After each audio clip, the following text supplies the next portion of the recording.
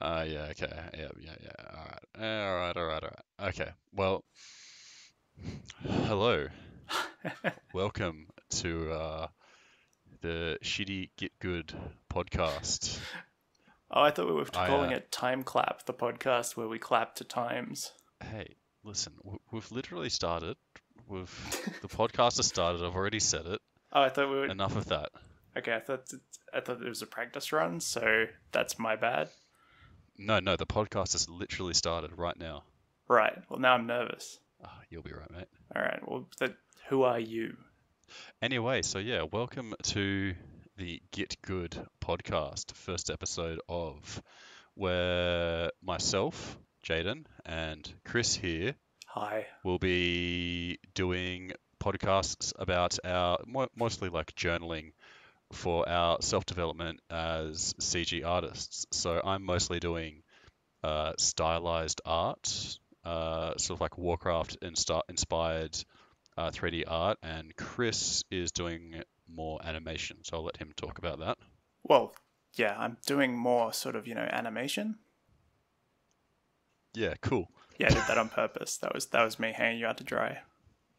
Yeah. So anyway, well, this is basically a shitty podcast where it's more or less about us documenting our own development journey, where there will be specifically good things for us to learn, and secondary, maybe you can also learn some stuff from uh, our journey and our mistakes.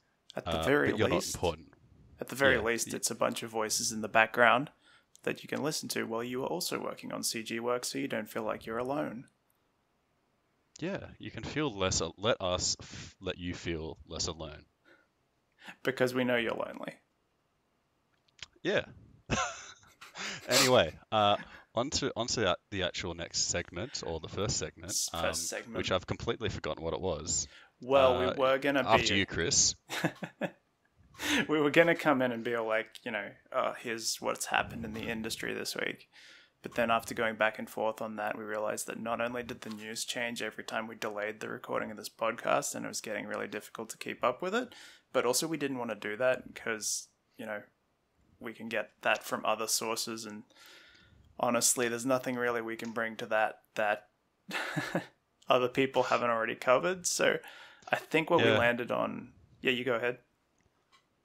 Oh, I was just saying, yeah, like the general agreement, but also the point of this podcast originally was just sort of a bit of shit talking and documenting our journey of uh, getting good Did at you hear art. that, folks? That's the explicit tag being applied to the podcast. Get good. Gotta get good. Anyway, Anyway, so into into the first segment well, of what. you said that you had a topic. You brought it in and you said that you wanted to talk about perfectionism because I don't know whether it became clear through our stunted introduction, which will now be the introduction forever. Um, just in case anybody was wondering. So if this actually went anywhere and you've come back to listen to this, go home. Nobody wants you here. But Yeah, so the topic generally that I wanted to talk about was perfectionism, and I'm going to have to make all this up on the fly because I did not write anything down and I completely forgot I was going to talk about this, but I do want to talk about it, so yeah. let's So see. what I got from that was that before we get into the topic itself, is you wanted this to be a documentary process of your thought process around becoming a better CG artist. And I think more specifically, the thing that both of us bring to this is that we've sort of been CG adjacent for the longest time, but we've not actually been able to get our skills up to a point where we've had proper industry level work being produced. And that's sort of the goal, is to document that process and produce industry level work and see what we can do with that. And that's what we mean by get good. And so the topic, say perfectionism, or I'm going to come in with something a bit later, that's to sort of talk about how we're feeling about that. Maybe we'll talk about some stuff about the work we're doing, talk about some stuff just around our journey towards getting to a better place with our CG art. And perfectionism for both of us has come up as a pretty big joint topics, I think it's a good one to start on. Yeah, yeah. So the where I'm going to start with this is Ian Hubert, and pretty much everyone listening to this that would mainly, be using Blender would know who Ian Hubert is, and none of you would know who I am. So he has a YouTube channel where he got pretty popular on making really quick, like 1 minute YouTube tutorials, which he combined a lot of really good humor with just a bunch of information packed into a minute. And you kind of sit there thinking, wow, I just learned, something that would have taken Blender Guru 20 minutes to explain, and I learned that in 1 minute. Not a donut Um, in sight. yeah, not a donut in sight. And a lot of what he is focusing on is just cheap, quick hacks on how to do something fast, and especially in what he says is screen, so film production, where you literally, you're not looking at doing things clean and neat, especially when something's in the background. The name of the game is just get it done fast and get it looking right and get it in the background, and that's that. And so, something I found from that was one of his tutorials on, really quickly making a building where you just get an image and you import it into Blender onto a plane, and then you basically just put some edge loops in for where the geometry would be on the building, and you extrude it backwards, and voila, you maybe do a little bit of node stuff if you want to on the textures, and that's more or less that. And you've basically got a pretty decent building almost instantly.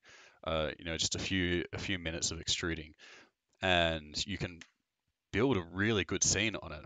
And he's actually shown how he's done that through a recent video he's put out. If you haven't seen it or anyone else hasn't seen it, he's been working for quite a few years on this sort of sci-fi dystopian uh, film series on YouTube, and a lot of those you know in 1 minute tutorials are basically things he has learnt to cut down on time and make this whole project way faster than what it would have been.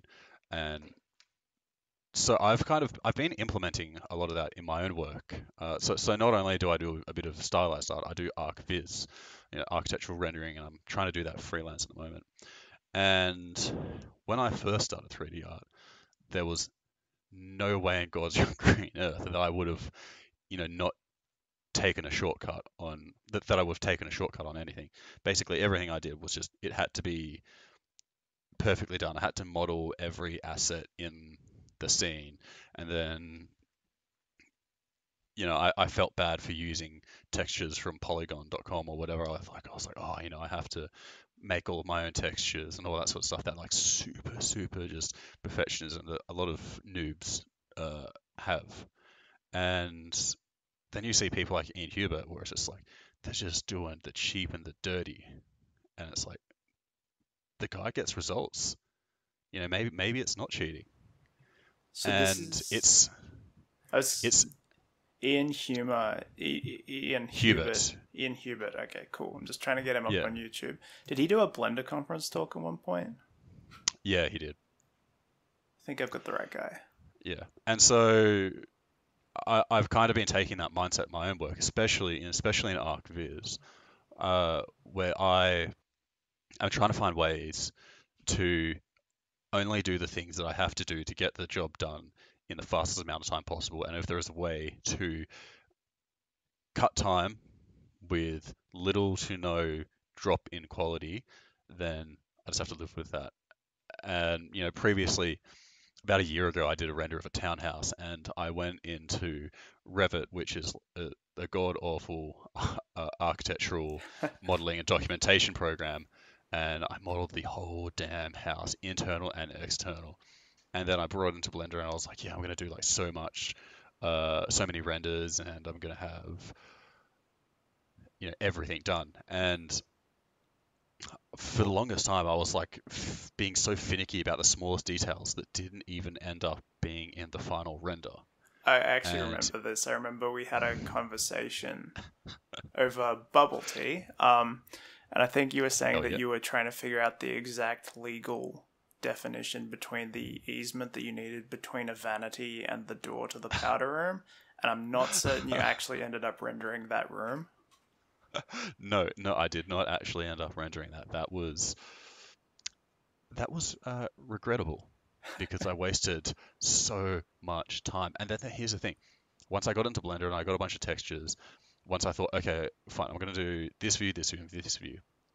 Once I got down to the actual rendering part of it and stopped being a bloody perfectionist, I was pumping out renders in, a day or two, pretty solid quality. And from that, I kind of went, okay, maybe I don't need to be super anal perfectionist. And then a few months after that, I got a duplex rendering job, and I had to get it out really quick because at the time I was working full time, and I was like, I don't have a lot of time to do this, so I just got the PDFs from the architects in there, and it was just a single story duplex residence, and I thought, okay, cool, we need to do a view from the street, so I just looked at what would be visible from the front street, just mainly the front walls, the doors, whatever, and I just modeled that. As soon as you moved the camera and you panned around it, all you'd see is that mostly the entire project was just completely flat. There was no actual detail beyond, Right. So it was the just sort view of that you could like see. enough depth to give it some sort of overlap and a bit of perspective. Yeah, more or less. Uh, and there was actual things that were modeled in there. There was like a streetscape modeled, and that's because, well, the image is taken from the road, so you've got to. And then I eventually did because I sent the views out to the client, and the client said to me, "Yeah, those views are all great, cool. Let's lock it in." And I thought, "Cool, I'll do a bit more polish, and I'll send the images to him." And then I did that, and he was like, "Oh, could we change the camera angles?"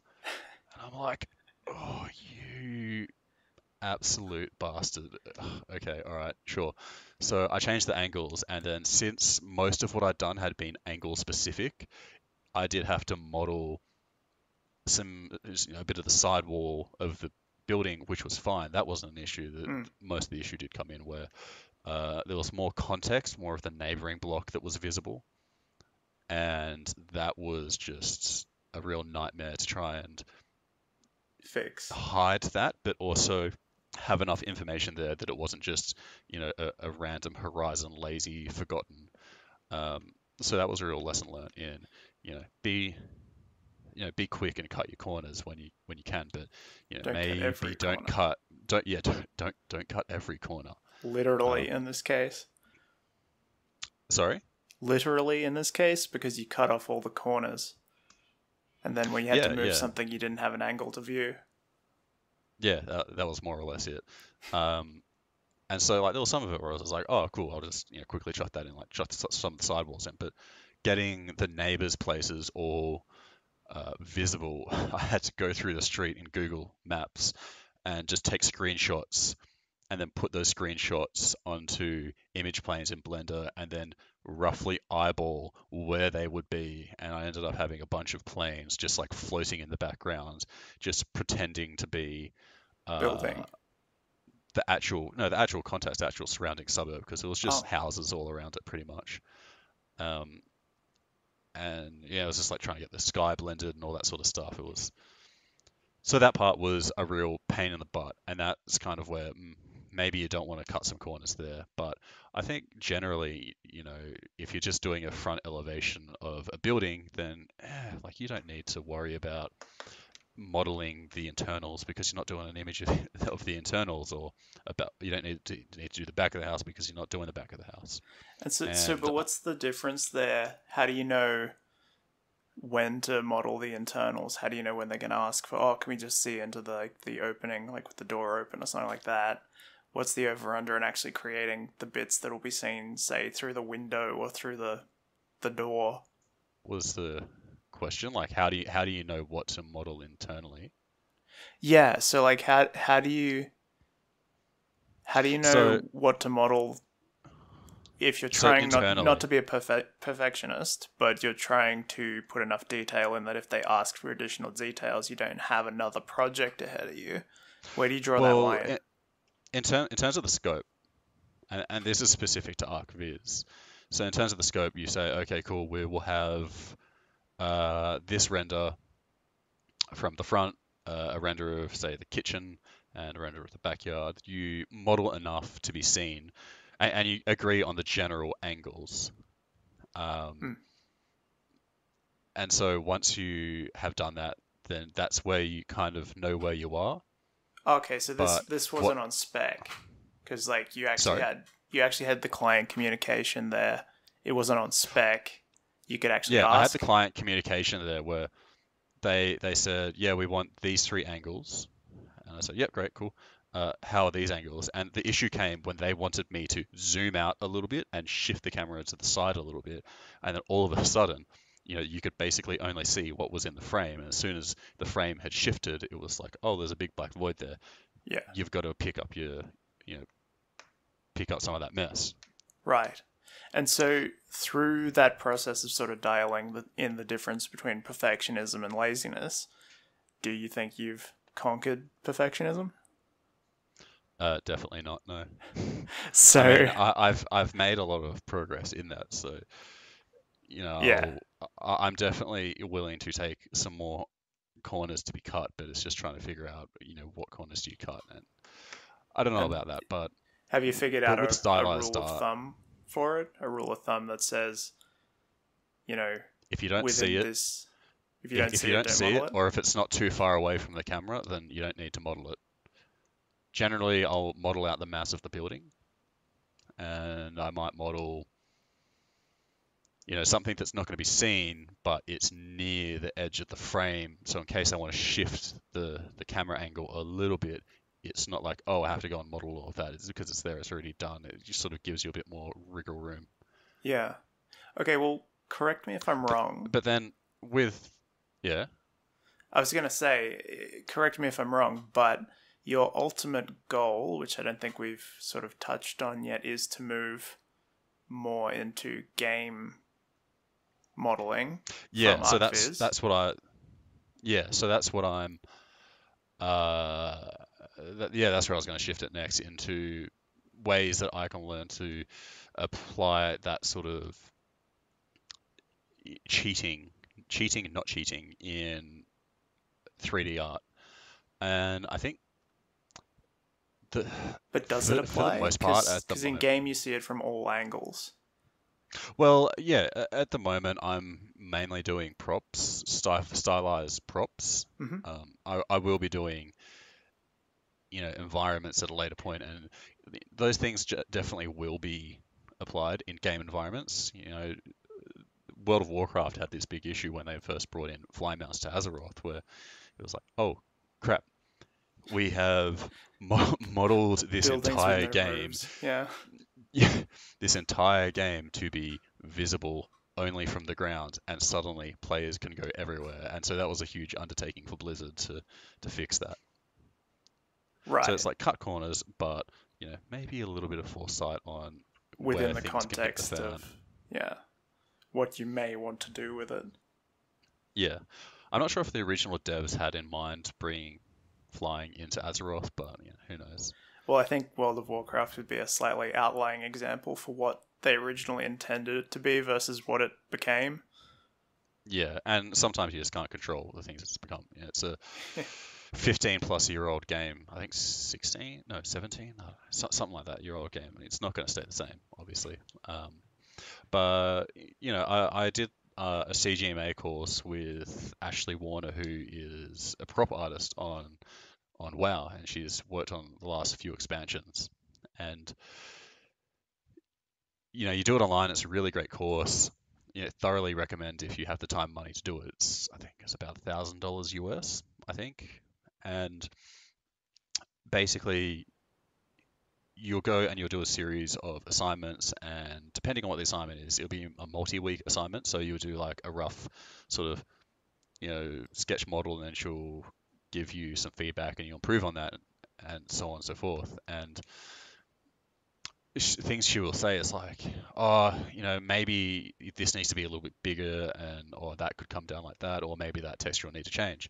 And you're sitting there, you're thinking, oh God, I'm gonna have to remodel that, re-unwrap that, and then redo that. It's just gonna be a huge pain in the ass. But what I learned through this course, and something that she displayed a bit, was that no, you don't really have to redo your UVs for a lot of that stuff.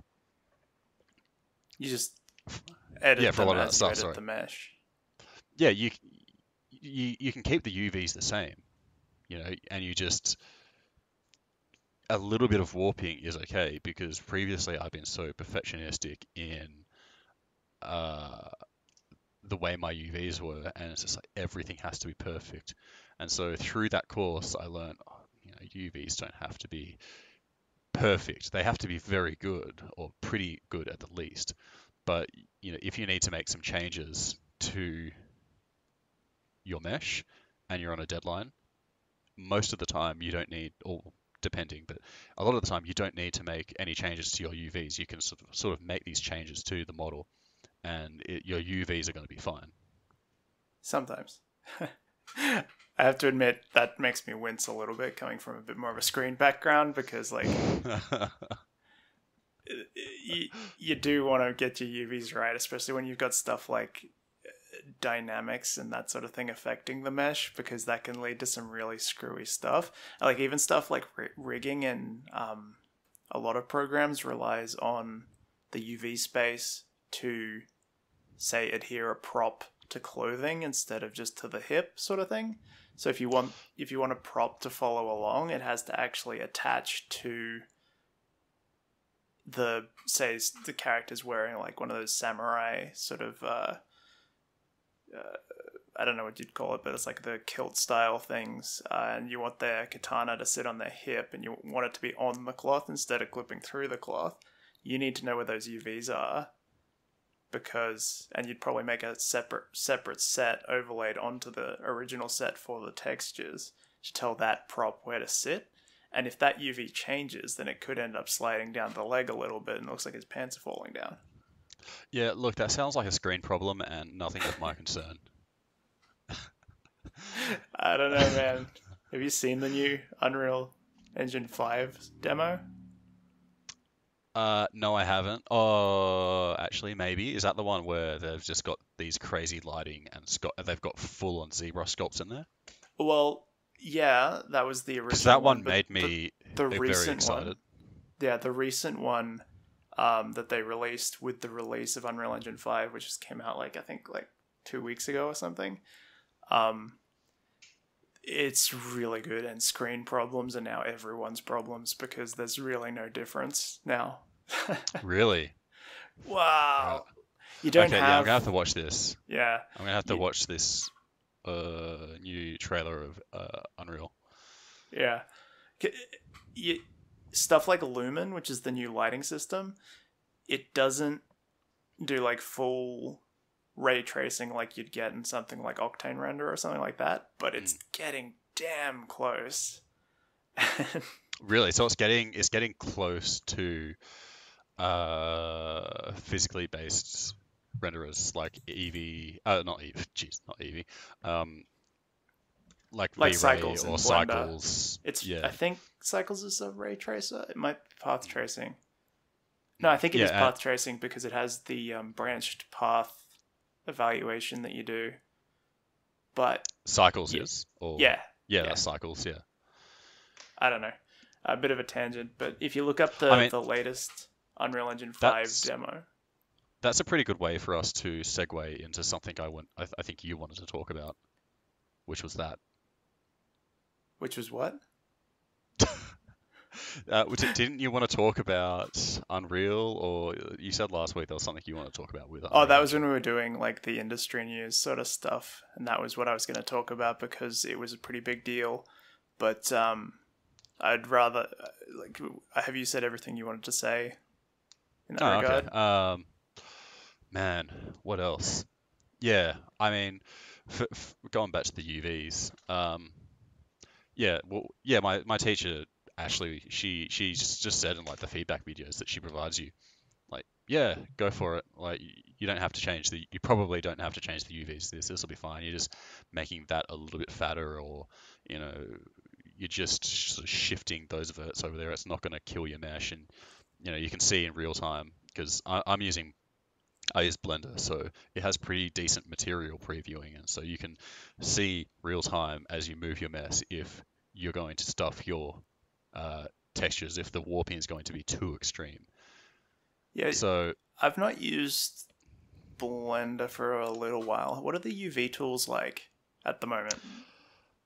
I mean, to be honest, I've always been pretty dog crap at unwrapping.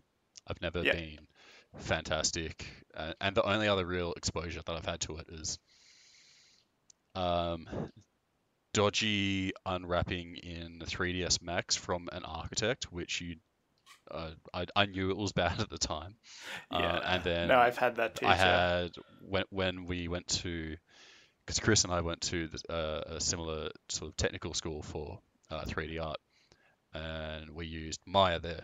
And so I had, you know, a few months of exposure to Maya's unwrapping tools, and that's about it. But for Blender, it's pretty solid. I'd say I much prefer it over Maya by a lot. But then again, what do I know? Fair So enough. Like even but what we were but it's not using, perfect. It still is a bit like fidgety. It's a bit annoying, and I have been meaning to download an actual tool for it. Apparently, 3D Coat has some decent unwrapping, from I what I've mean, heard, because that's honestly, what my that's teacher probably was using. that's the only thing I'd use the 3D code for, honestly, because it does Yeah, everything, just not very well. Um, yeah, but the and UVs I are pretty powerful. I'd sooner yeah, do it just inside of the main sort of the software you're using. Like in Maya, there's a software toolkit. I don't know if you can still use it with the latest versions after 2020 because they did a code recompile on it, but it's called mm, Nightshade, and that's sort of where UVs are at, in my opinion. Um, I'd have to have another look because I haven't been a modeler for a little right. while, but Yeah, I have um, to look that up. I also want to look at Blender plugins.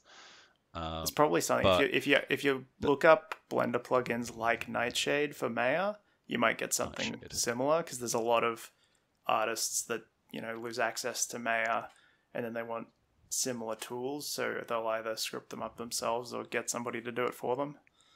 Yeah, okay, I'll have to have a look into that.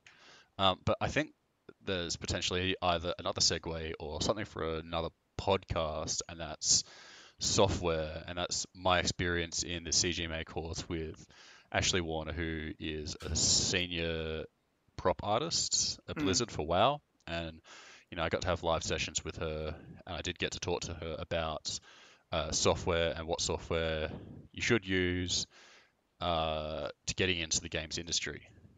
Mm. So I don't know if that's like a topic that's a bit like killed to death. Maybe it's something I can speak to from personal experience with her. I mean, I'd like to Well, hear it from the mouth of somebody who's actually, you know, uh, involved in that. So talking around that could be interesting. yeah, I mean, yeah, really interesting, super interesting. Everybody listening should be really keen to hear it. And da da da da, maybe that's something we should have for next week to reel these Yeah. guys back in, and also so I don't have to think about what to talk about next week. Well, yeah. We can definitely do that because it sounds unmissable. Unmi Um, You heard it, Kris himself, quote, unmissable. unmissable. Yeah, I mean, do we want to keep going? We've been going for about half an hour How now. long have you got? I didn't really. I figured we'd be recording for a little bit longer. Yeah, I figured we will be too. Honestly, I'm keen to keep going if you want to go. To keep Yeah, going nice. if you Yeah. want to. I if you're keen to talk about the software stuff, we could, because I know we've both got a lot to say on software. Because honestly, we've got that kind of problem where we've got a lot to say on software because it's the only part of the process that we're familiar with. And because when it comes to actual industry experience, that's something that we're both a little bit lacking and trying to resolve through this project. And I think maybe the next thing that we should talk about is a little bit more on the grounds of what this looks like, what we are independently attempting to do. Because the whole pitch for this podcast, beyond just sort of discussing in and around CG stuff, is to sort of get a bit of public accountability, to sort of throw it out there and be like, here's what I'm working on, here's how I'm going to do it, and here's, not holding us too closely to it, but here's a rough timeline on when I hope to achieve that. And we sort of want to see where that goes from there. So did you sort of want to speak a little bit to where you are now and where you're hoping to transition to through this process? Oh man, that is something that I essentially torment myself on like a daily basis of like, what the hell am I doing, man? Late 20s, like, man, you've already got your degrees, like you already have the skills, like, and a Yeah. bit of context about myself to the fine peoples at home Yeah, is I mean, that the could be a second title to the podcast, is late 20s existential crisis. yeah, I mean that's possibly it. Um, You go but ahead. yeah, a little bit of context to like where you know myself, and this is probably something we should have done at the start of the podcast, but whatever, let's go into it now. And you can go after me, I suppose. But We'll yeah, we'll so we'll dial it in for next week, and we'll come in with a whole like, oh, and here's what I'm doing, and here's who I am, and there'll be a whole introduction thing, and it'll be corny AF. And we'll yeah, just make maybe sure we'll to see about really we'll see, sound we'll see like about a that. okay. But yeah, a bit of context to me is that I studied architecture at uni, so I did my bachelor's and master's degree here in Australia, and I started working in architecture, despite knowing that ever since I was 14, I wanted to be an environment artist for stylized games. And I did back and forth between those studies for game art and CG and architecture. I flip-flopped quite a bit.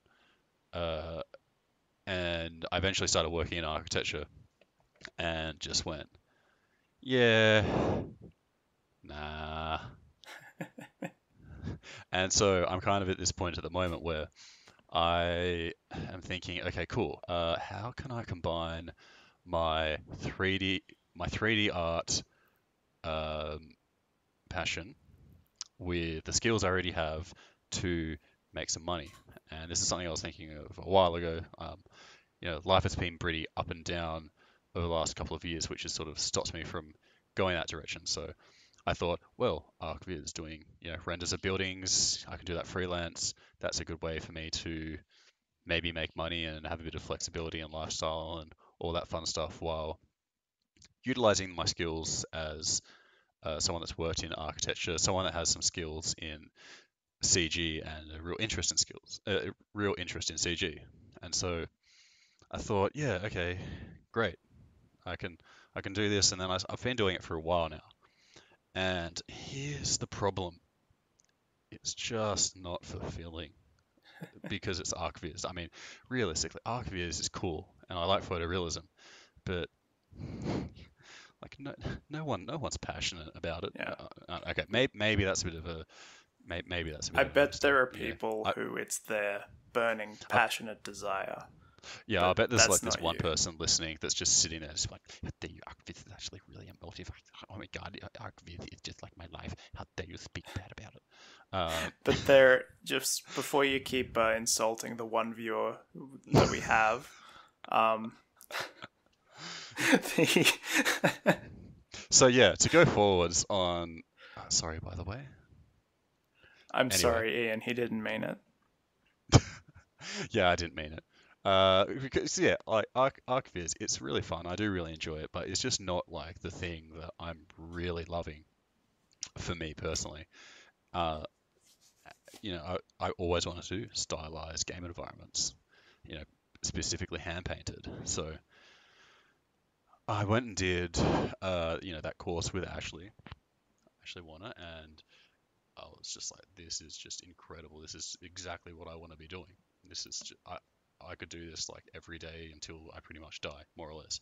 And so I'm kind of Good conflicted where response. I recently quit my job to, yeah, I recently quit my job to, uh, not be working full time so that I can focus on ArcViz and then on the side also focus on stylized art so that, I can have ArcViz as a back pocket thing to make some money, and then work towards getting a job in the game industry. And I suppose that's really where I'm wanting to go. It's just me thinking, should I just like pick one? Should I just drop the ArcViz part and go for the game art and sort of drop the idea of being a freelancer and not have that as a back pocket kind of thing to make some money? Or should I invest a bit more time into ArcViz and then shift later? Mm. And that's kind of where and that's, I think, the process that I'll really be documenting. Beyond me getting good at both those things will be me stumbling, being like, a bit more architecture rendering, okay, a bit more game art, and then I'll sort of hopefully kind of distill out where I'm going with that. And since I've done a bit of freelancing, and as I get more experience in that, that's something that we can talk about on the podcast, because you yourself have had freelance Some experience as well. some Yeah, freelance, yeah. some freelance experience. In case you didn't know that, you have had some of that experience. Oh, thanks. Yeah, yeah. And so that's something that we will also be talking about on the podcast in the future, and just our experiences in getting work, finding work, screwing up, and that more generally.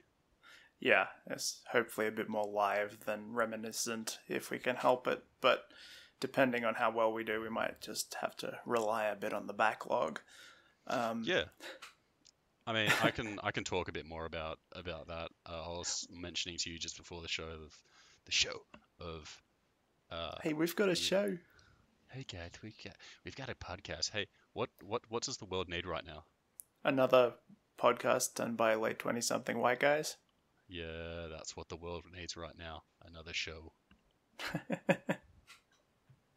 Hey guys, anybody listening? You should listen to my podcast. It's great. Yeah, to those who are already listening to this podcast, you should listen to this podcast. Stop deflating my dream balloon.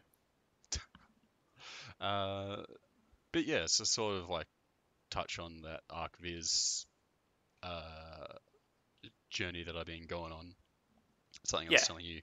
Well, before. it seems like the documentative goal that you're sort of heading towards is more of an exploration of the question about how you want to balance those two things and where you actually want to end up over setting a goal to be somewhere by the end of a certain amount of time. Is that accurate? Yeah, that. Yeah. Yeah. You're good with the words. You're an English man. Minus being from England. I've spoken English my whole life, and I'm pretty good at it. Yeah, and I suppose to document a little bit right now on my ArcViz stuff, I did some renders. Just I saw online that these architects were working on this apartment development, and I thought, oh, you know what? I'm going to get a hold of their drawings, and I managed to acquire their plans of the development through means, and I rendered it and I sent it to them. And I'd done this previously before, and I've gotten good responses. And I sent it to them, and I did a follow-up phone call, and the guy I spoke to was like, "Oh yeah, thanks for that. I think you might want to do a bit more, research next time on this before you actually send it." Because scrunched it up, the project threw it back, and kicked you in the teeth for good measure. Yeah, it was. He more or less said that if you want to get some more work, you can contact this person from here, which was very helpful. And then he said, yeah, the this is what the project's called. You can actually look it up online, because I couldn't find what the project was called. All I could find was some basic details about it. Mm. And so I finally had a name of the project, and I looked it up, the real estate listings, and I saw the marketing renders they've done at the moment, and he was like, yeah, so they got these done in Melbourne, and these are the quality that these clients in particular are looking for, and the stuff that you've done here, it's good, but it's more at our internal level. And I was just like, oh, that's a punch in the diaphragm. Yeah. That's um, for listeners of the podcast, that is architect for Get Good, bro. yeah. So to clarify why I did that, it was basically just me trying to introduce myself to the architects by doing some renders and saying, here's this, you can have it for free, shake hands, digitally through email. And I've had some positive experience in doing that Yeah, recently. So you've had some prior successes doing that from memory. yeah, and so I'm going to keep doing it because it's 1 out of 3 or 4 times that Yeah, hasn't gone well. and Uh, that's the freshest one, so you're gonna feel the sting a little bit. yeah, how like sometimes you'll be just laying in bed at night, and then like you remember 20 years ago he did this dumb thing at school, and you go, oh no, I'm an idiot. I bet they still remember that too. I bet it's not just you torturing yourself with it. Yeah, possibly. Yeah. They will torture themselves in 20 years over seeing that render, being like, oh man, what an idiot. Yeah, and then I they'll can't look believe you that up guy tried and to. track you down, and they'll tell all of your cool friends about this one time. Yeah, they'll definitely kneecap me. Yeah. So what about you, Mr. uh, Kris? so how far are we going back? Am I telling you what I'm working on now? I mean, same question you asked me, but ask it for you. That was, let's check here, 15 minutes ago. So I have forgotten what the question was. So it was this podcast is about us documenting where we're going and Yeah. getting good and what we expect to get from this. And oh, I just kicked my mouse off the table. Right. Well, Yeah. I have not done that. Um, So where do you want to go with this, and what do you want to get from the Get Good podcast? yeah. So I, at the very outset, I love the idea that it's a documentative process rather than a sort of like, here's what I've done, and or some sort of tutorial sort of situation, because I like the idea that I can do the work and then talk about the work and not have any sort of expectation built around the result. It's more about processes and what I can actually get out of those processes, and it gives you some sort of artifact to look back on within that context to be like, hey, I actually did learn something from that, even if the outcome wasn't that great. Because what I found a lot of the time is that, especially with personal work, you don't always get to a finished product because you run out of things to learn on that project, and you run out of interest in that project before it gets to an actual final polished state. And there's just sometimes no reason to take a project through to a final polished state. So what I'm hoping to do, and what I'm hoping to get out of this, is to put the fact that I'm working on this stuff sort of out into the ether a little bit, to get a bit of public accountability, so that if there's something that has a bit of legs on it, it's getting shown a bit more early, it's getting talked about a bit more early. And the thing that I've always struggled with in the past is taking something through to that completion state. And so I'm hoping that Me too. I can explore that that idea of completing a project and where and when it's worthwhile doing that, because I always have trouble telling if you've gotten everything out of it you can and it's time to move on, or whether it's time to actually double down and do the last 20% that takes it through to something worth publishing. And so that's something I'd like to talk about in this process, but more broadly. So are we doing full biographies or just what we're doing right now? What's the deal? Bruh, just talk about whatever you want to talk about, Get your feelings out if you want that. We could all Well, sit down with a cup of tea and light some candles and all that sort of stuff, or you can just be like, you know nothing about me. Right. Well, I am a mystery wrapped in an enigma, and you will have to claw my background out of my cold, dead hands. So, Kris, tell me something about yourself. Well, I was born in.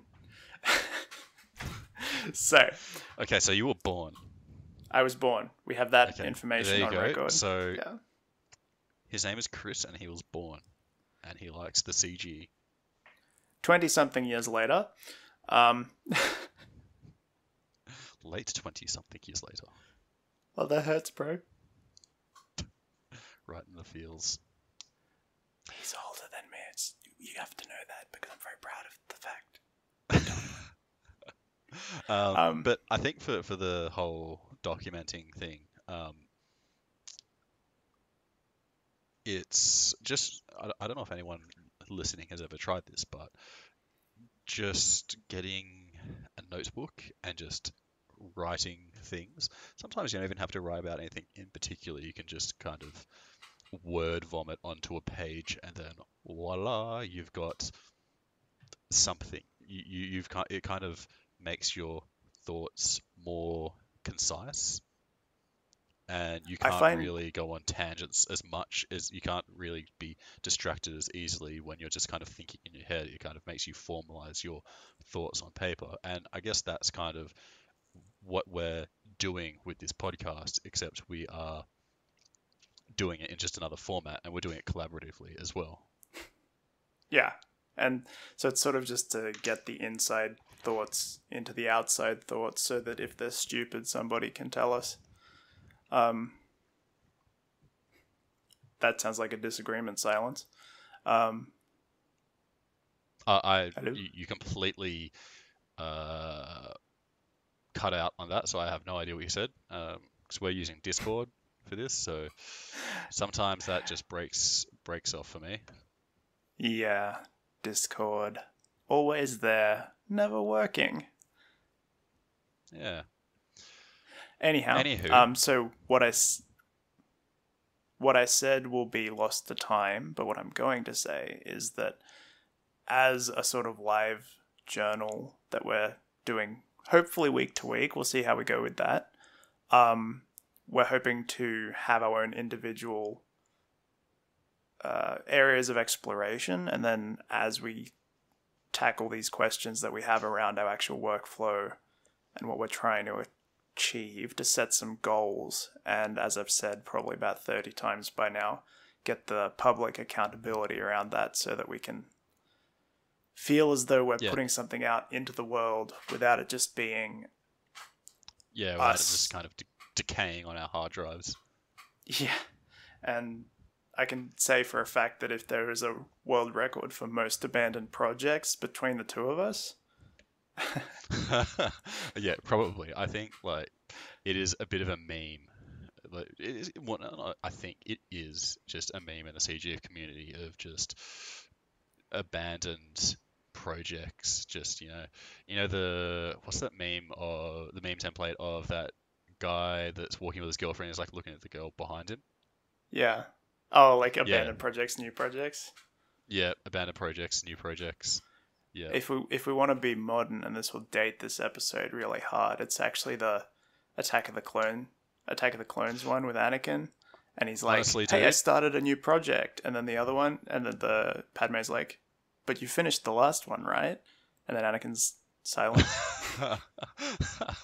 But you finished the last one, right? I love that template. I think that's probably my favorite meme template of the year. It's pretty good, and it's I don't just know. so versatile. This has made absolutely certain that this episode will age like a brick, but I agree, and I'm sticking to it. What is your you're not very like you're into the memes, we're of that meme generation, but are you do you follow the memes closely? You're not really a 4chan or Reddit dweller, are you? Definitely not. I think I get them about a week later on Twitter, let's be honest. So you're a Twitter boy. Twitter boy. Yeah. I'm an Yeah, artist, man. That's where all of the artists hang out. that is true. I do want to use Twitter a lot more. I'm mainly on Reddit, and Reddit's significantly better than Facebook, although that is a low bar. Um, Facebook. but yeah, I I do want to What switch is over to. Facebook for? Sorry? Okay, it is the year 2021. What is Facebook for? What is the point of Facebook? Polarization. I don't know. I Like, guess it's just. angry boomer rants. Yeah, that's more or less it. Like, it's just angry, ranty people now.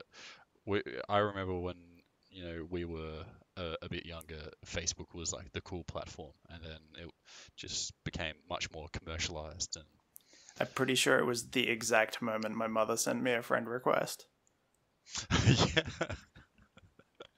I think that was probably the exact moment for everybody born in the 90s. Yeah, yeah. Anyway, I But think yeah, we I've completely lost switched the to Reddit. thread on that. But anyway, Yeah, yes. Memes from Twitter.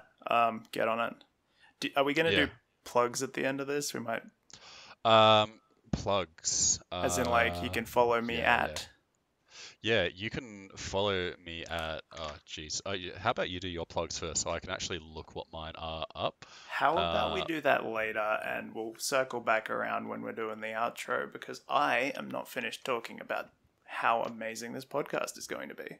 oh, okay, yeah. Feel free to keep going.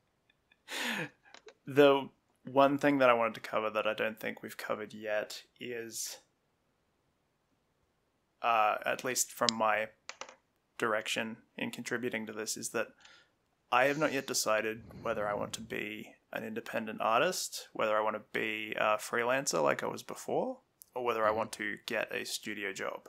And so one of the big things I'd like to talk about in this format is uh, what a job looks like in these industries nowadays, because the 9 to 5 classic, especially with the current pandemic situation,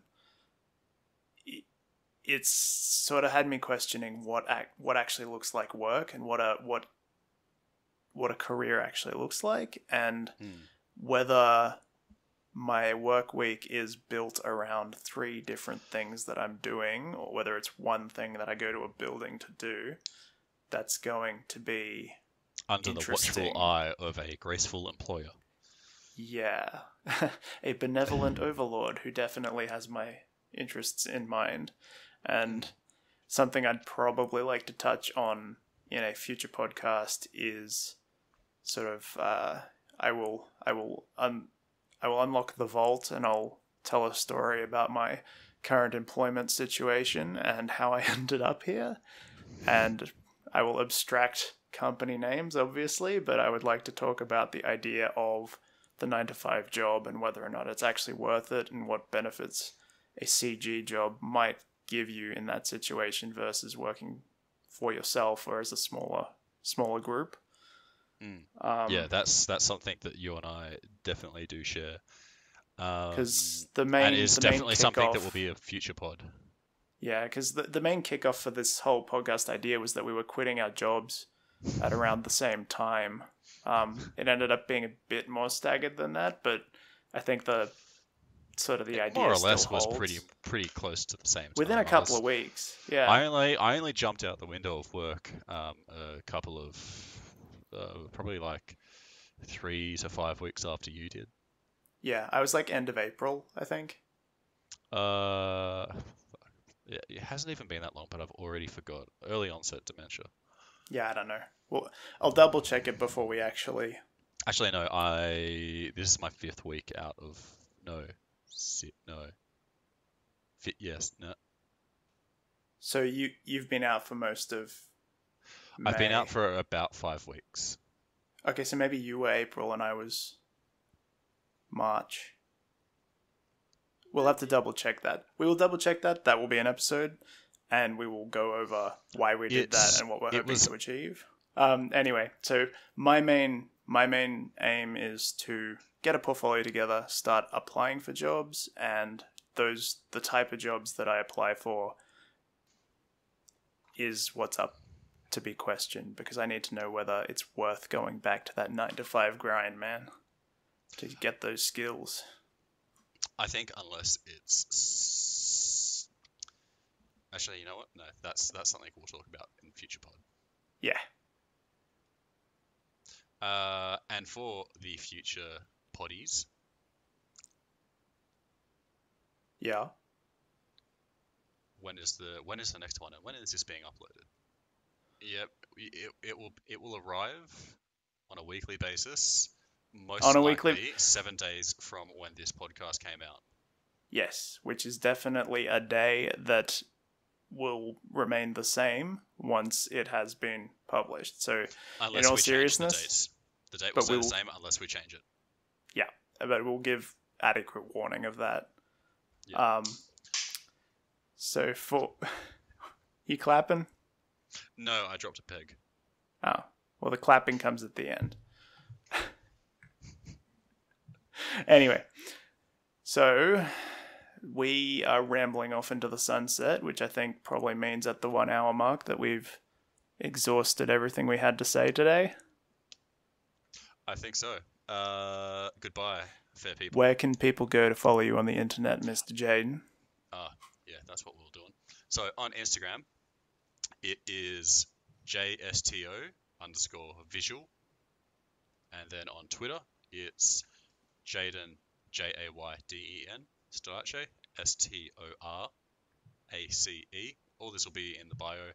And my art station, which is something that I forgot to look up, is also just my first and last name, Jayden, Jayden, Storace, Storace. Okay, well, we might have to work on that because that was a lot. Yeah, I mean, you look at the pros and then it's like, hey, my social, blah, blah, blah, blah. You can follow. Yeah, you can follow me on Instagram at Crickhurst. That's KRIKHURST, or over at Twitter at Platomancer. That is the idea of a necromancer, but of plaid. Did you say Blad the Necromancer? Plaid, like the shirt. I see. Well, we are going to ramble again, so is this where we alt F4 out of here? Yep, so we will see whoever deigns to listen to this next week. All right. Can you go to time.is? Yes, I'm on time.is. Cool. How far ahead are you? How about on 1815? 18. That's a whole minute away. That was definitely delayed. 10. 15? Okay, I think we've done that enough now.